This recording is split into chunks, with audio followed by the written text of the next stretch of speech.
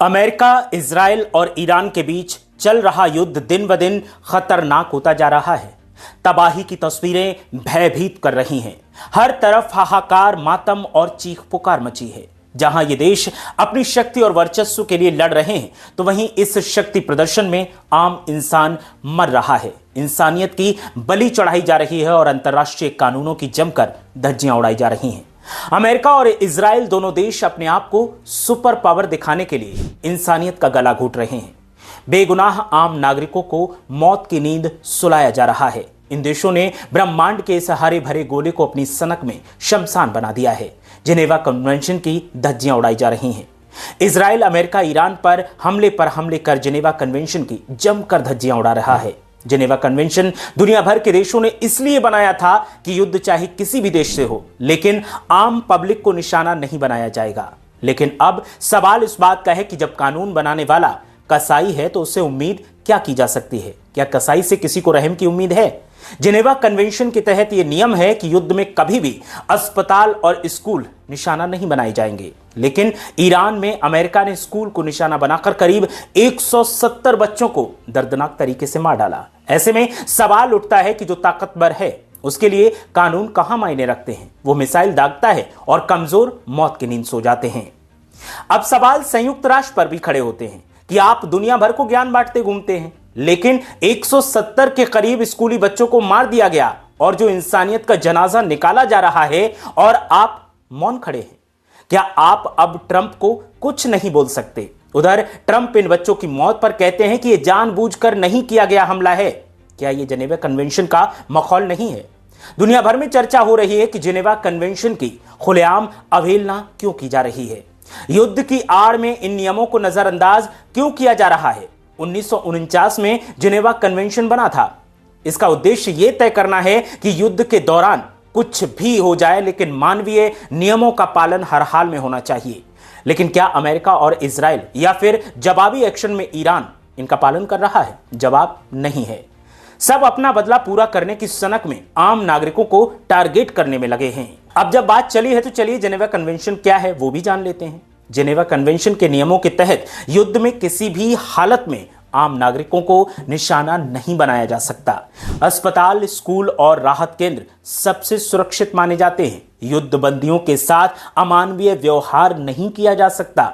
घायल सैनिकों और मेडिकल स्टाफ की सुरक्षा जिनेवा कन्वेंशन के तहत बहुत जरूरी है। दुनिया के लगभग सभी देशों ने इन नियमों को स्वीकार किया है, लेकिन इजराइल, ईरान और अमेरिका के जिनेवा कन्वेंशन की जिस तरीके से धज्जियां उड़ाने की खबरें आई हैं, इन हमलों को लेकर कई देशों और मानवाधिकार संगठनों ने सवाल खड़े किए हैं। क्या यह कार्रवाई अंतर्राष्ट्रीय कानून के अनुरूप थी?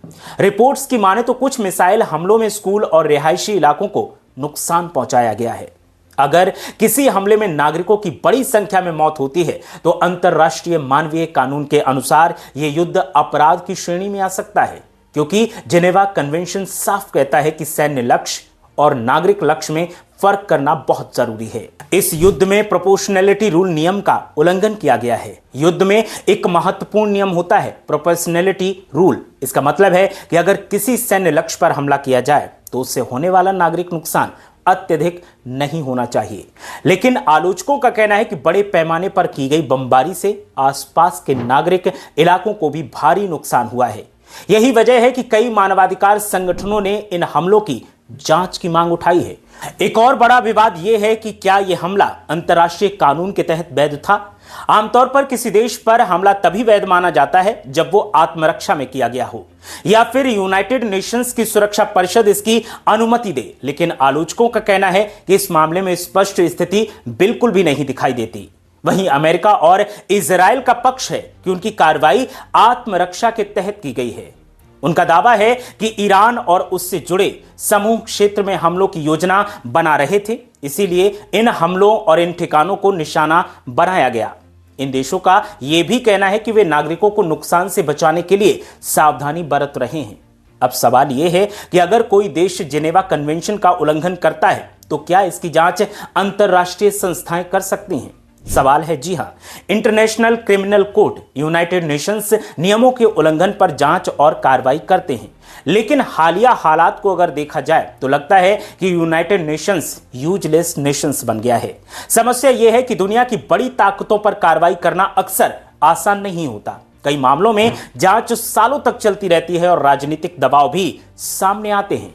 युद्ध सिर्फ हथियारों से नहीं लड़ा जाता, बल्कि कानून और नैतिकता की भी परीक्षा होती है। एक तरफ अमेरिका और इजराइल अपनी कार्रवाई को आत्मरक्षा बता रहे हैं, दूसरी तरफ ईरान और कई अंतर्राष्ट्रीय संगठन इसे जिनेवा कन्वेंशन का उल्लंघन बता रहे हैं।